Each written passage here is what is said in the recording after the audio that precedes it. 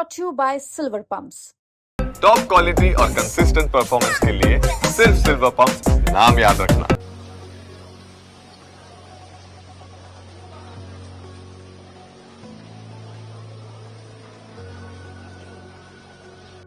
बिहार में मौसम इन दिनों कहर बनकर टूटा है। बीते कुछ दिनों से हालात ऐसे हैं मानो आसमान से आफत बरस रही हो।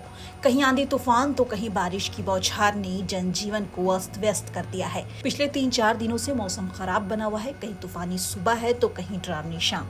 गुरुवार की सुबह जब लोगों ने आंखें खोली तो सीतामढ़ी, शिवहर, दरभंगा, सहरसा, मधुबनी और अररिया जैसे जिलों में तूफान की सरसराहट हवा में घुल चुकी थी।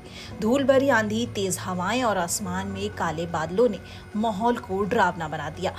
मधुबनी में ओले गिरने से खेतों में खड़ी फसलें बर्बाद हो गई। बीते 24 घंटे में सबसे अधिक तापमान गया में 36 डिग्री दर्ज किया गया। वहीं सहरसा में के अगवानपुर में 15 डिग्री सबसे कम तापमान दर्ज किया गया। मौसम विभाग ने आज फिर भारी बारिश और आंधी तूफान और बिजली गिरने को लेकर ऑरेंज अलर्ट जारी किया है। ये अलर्ट 8 जिलों में है। इनमें आने वाले जिले पूर्वी चंपारण, पश्चिम चंपारण, कटिहार, सुपौल, सहरसा, किशनगंज, अररिया और मधुबनी है।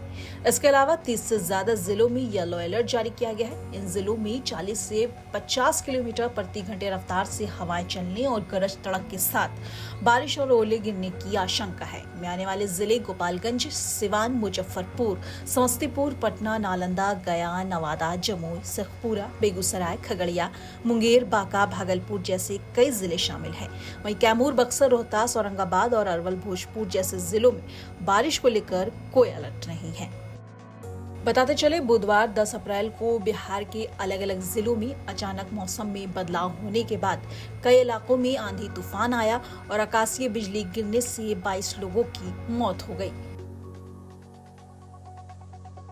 बेगूसराय, दरभंगा में 5 लोगों की मौत हुई, जबकि मधुबनी में 4 लोगों की, औरंगाबाद में 2, सहरसा में 2, वहीं समस्तीपुर में भी 2, जबकि लखीसराय और गया में 1-1 लोगों की जान चली गई। फिलहाल ये आंकड़े और भी बढ़ रहे हैं। बताते चले खराब मौसम को देखते हुए मौसम विभाग ने लगातार लोगों को सुरक्षित रहने की सलाह दी है।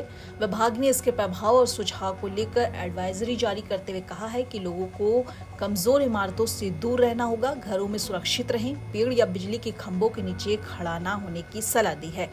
खेतों में कम और बाहर की गतिविधियां फिलहाल टालने में समझदारी बताई गई है। खासकर किसानों को खेती के सभी कार्य और बाहरी गतिविधियों को निलंबित करने की सलाह भी दी गई है।